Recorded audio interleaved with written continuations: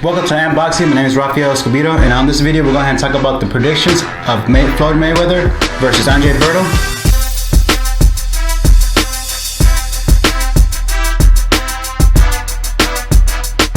Haven't done a video in a while. Not that much to talk about in boxing, not much. Well, there is, but not this month, September. Even though the past couple of weeks there were other fights with Santa Cruz versus Abner Mares. On Labor Day weekend, there was also Jamie McDonald versus Tomiko Kameda. Can't pronounce his name, but Mexicanito was a pretty good fight. Just other things that not that major right now, but at the same time I've been busy doing something else. So I'll go ahead. I wasn't really want to do this video because I didn't have time. Not only that, it's also the fight that really people don't want to pay for. And let's go ahead and just get into the fight. Why this happened is Mayweather's last fight. Mayweather announced this fight coming out is going to be his last fight. And the two options he has is Berto and Kareem Mayfield. And Kareem Mayfield, he's just a sparring partner for a lot of people like Pacquiao, Amir Khan, and supposedly been beating up a lot of people on sparring wise, but that's just sparring. It's not in the ring. That's what counts. It's in the ring. A lot of people when they spar, they really don't go all the way 100%. Especially when they're sparring, they should try to get some rounds in. So he just lost to other people just got through losing recently, like Emmanuel Taylor. And yeah, Kareem Mayfield, I don't know why he brought that up. Berto, with him, the only reason they probably want to fight him is because he has an interim world belt, champion belt, which basically doesn't mean nothing. He fought on nobody just to get it, and they're supposed to mean they're like the next opponent, the next fighter to fight the world champion. I think they did it for promoters because basically all the people that had interim titles, all Heyman's people. So that's kind of like yeah, that's kind of funny. Mayweather didn't fight the caliber fighters that Muhammad Ali fight, which is a lot of Hall of Famers: George Foreman, Joe Frazier, Kid Norton. He fought a lot of people that are top in the weight division and at the prime. And Mayweather hasn't done that. Probably the only fighter that I could say that he fought at the prime is Miguel Cotto. Canelo, he still hasn't hit his prime. He probably hit it like 1 or 2 more years. Hopefully after this fight, when he fights Cotto, he's able to find out where he's at most likely. So Mayweather chooses to fight Berto. He's waiting at the last minute, confirmed that Berto's going to be the opponent. He gave a month. I wasn't sure if he was trying to trick Berto, if he won't get ready for within a month or so, or 2 months. I can't remember what it was, but everybody kind of knew it was Berto. It made no sense for him to fight Kareem Mayfield. Even though he had other options to fight like Tim Bradley, Kell Brook, Amir Khan. There's other fighters he could fight. He could even fight Keith Thurman. He probably would have beat him after the Keith Thurman looked so great against Luis Colasso. He just had a lot of opportunities to fight other fighters that are up and coming instead of finding somebody that's trying to come back. And all the fighters that Berto fought and lost to are good fighters, and Mayweather already beat him. So what's the point of Mayweather fighting them? But either way, Mayweather picked them. And Mayweather always does. He always picks an opponent to benefit him.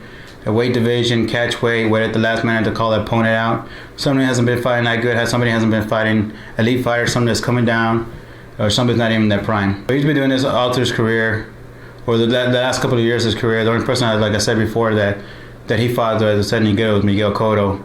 And that fight, Miguel Cotto could have won that fight too. The last person before that he did that with was De La Hoya, and I think De La Hoya won that fight, but they gave that fight to Mayweather. A lot of controversy on this around Mayweather, his personal life, his money, his lifestyle, his relationship with his father, his baby mama drama, and also right now was something that people keep forgetting is his PEDs. Right now, recently, one of the big stories is that people found out that he took some IVs before the fight with Pacquiao. And IVs is basically just to people that dehydrate themselves, they just go ahead and just replenish themselves with it. They do allow it, but just a certain amount, and it looks like Mayweather took like 3 times more that amount, something like that. And he did it twice. But the reason that they really don't like that is because it dilutes any other substance they had there before.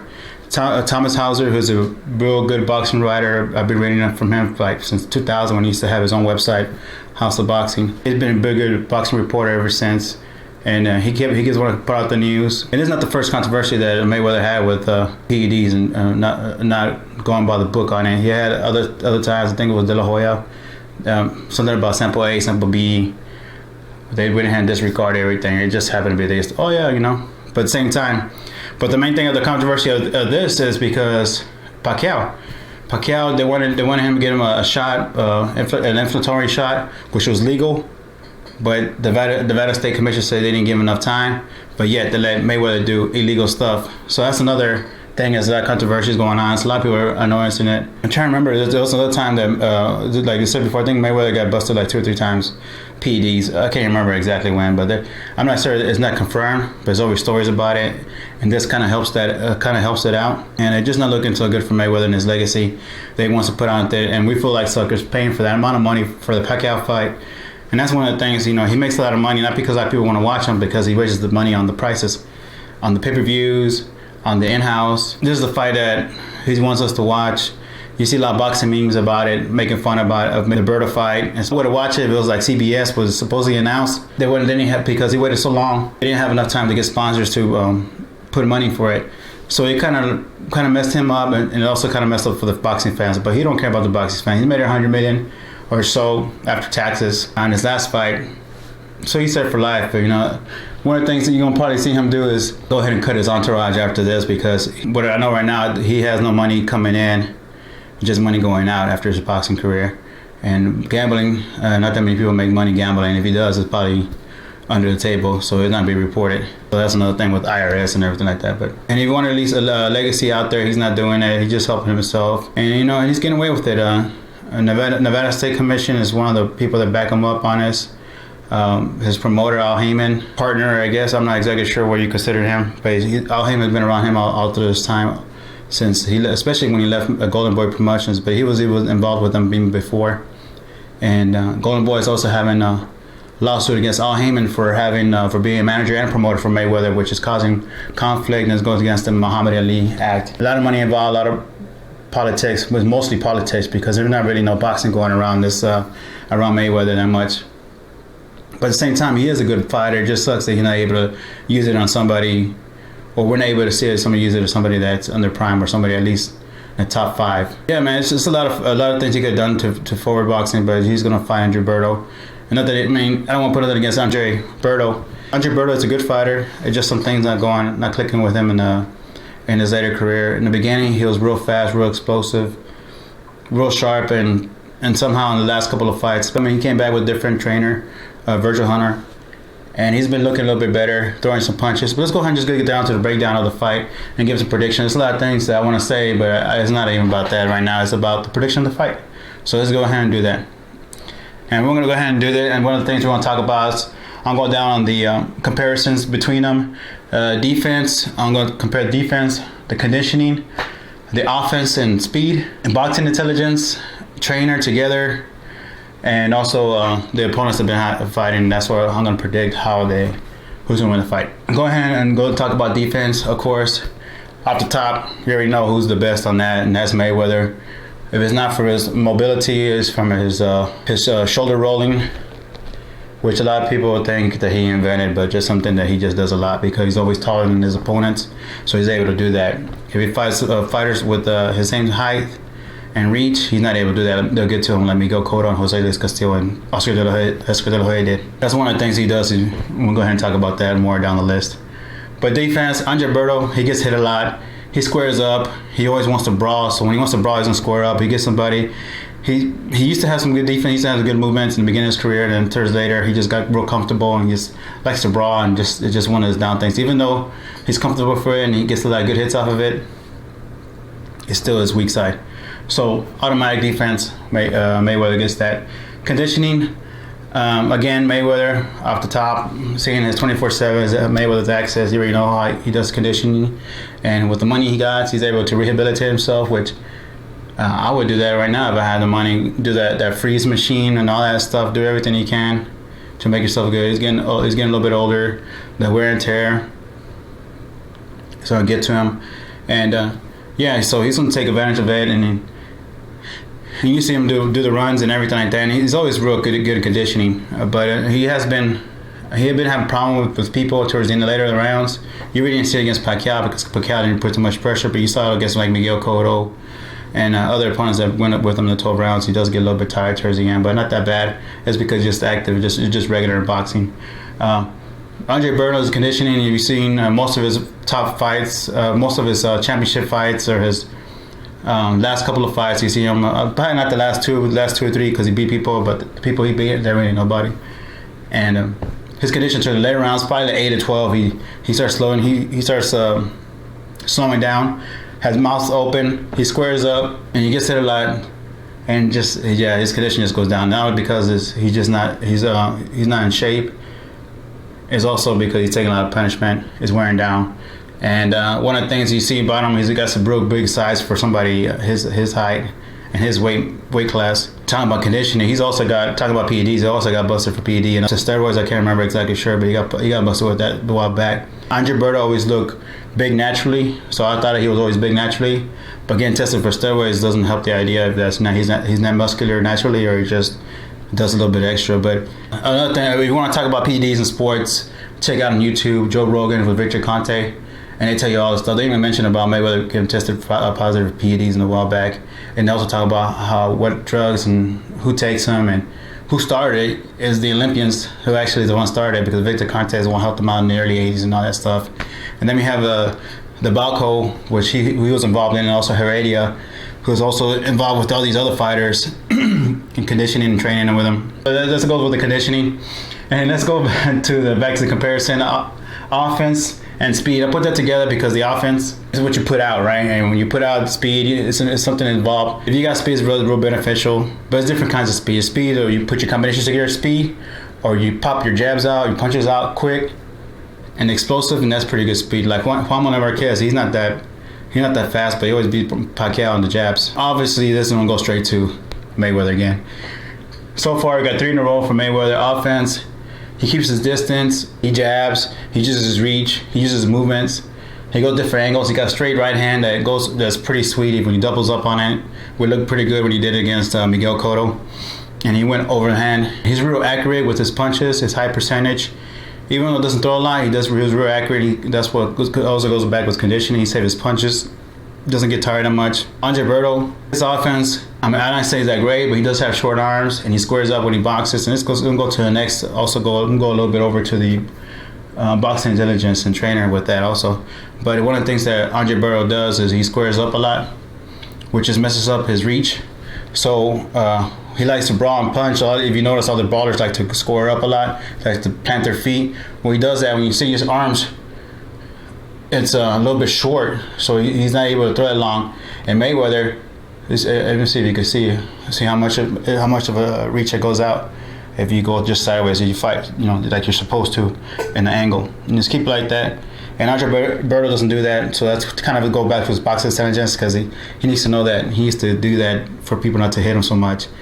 And he's able to. He needs to also learn how to explode with his jab and get in there. He does throw a lot of punches, but at the same time he gets hit a lot. Andre Berto was able to pop people with explosive punches like out of nowhere, and he's not able to do that no more. He does now, just like brawls and stuff like that. But in the last couple of fights, I give it to him. Hunter's been working with him. He just lets his punches throw, which looks pretty good. The last Axis I saw, he also did some training in there where he's able to, which I think is pretty good, when they put the straps on you and they put it to against the wall or against a pole or something, and they run and stretch it out. And he did it pretty good, but when he was doing it, he was still kind of squaring up. So it'd be better if they teach him how to do it diagonally when he's supposed to do the way he should be fighting with a fighter. But he did look good. He also leaned out a little bit. He doesn't have that much muscle mass, and why muscle mass is bad, because if you have too much muscle mass, and you need to have a little bit of fat to get the energy. The burst of energy, you get it from your fats, and that's something you gotta have down there. Too much mass, you use too much oxygen. You need more oxygen to use your muscle mass, and you're just heavier. The boxing intelligence, Mayweather again. In the ring generalship, he knows how to plant his foot everywhere, move around, back up. He knows where he's at in the ring. He's able to box, he jabs. He's real smart. He decides everything inside the ring. He does, probably does everything a little bit also in the training, but most of it you can see him deciding the way he's going to fight in the ring. And also trainer-wise, also Roger Mayweather, been with him for a while. So he's a youngster. If it's not him, his dad, they all got the same mentality and straight up boxing. Real good trainer. Hall of Fame guy, inducted to Hall of Fame recently. So he got everything going on with that and his side.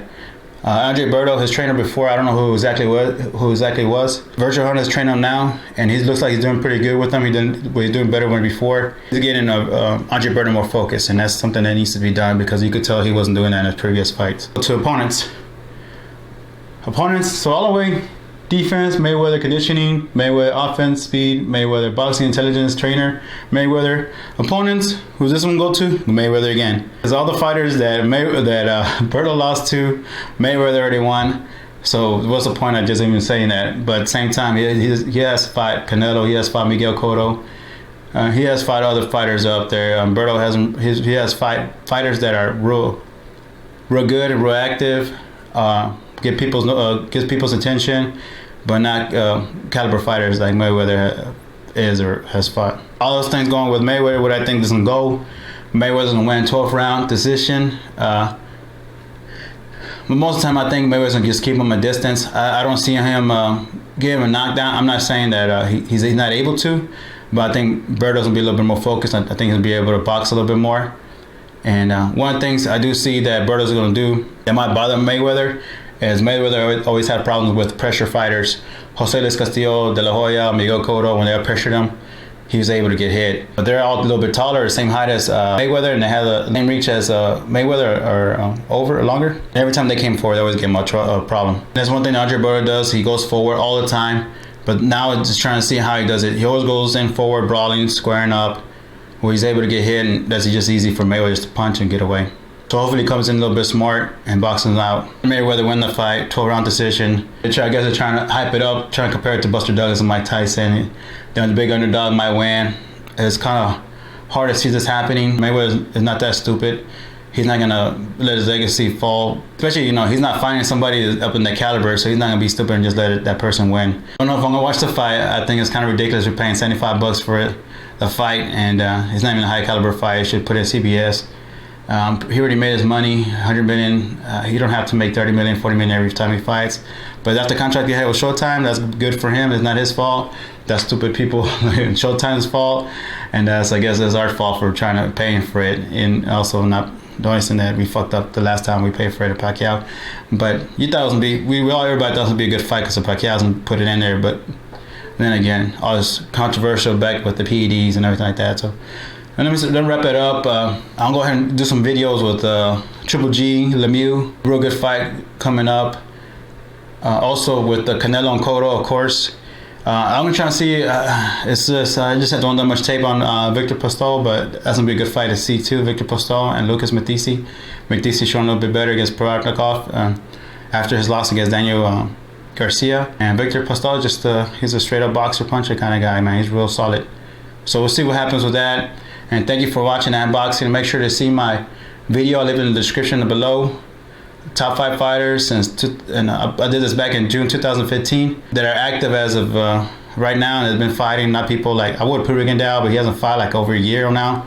And he was supposed to fight Lomachenko, so I didn't put him on there. But even though I think he's a real good fighter. So check that out on the link to the description below. And then I guess that again, thank you for watching Unboxing.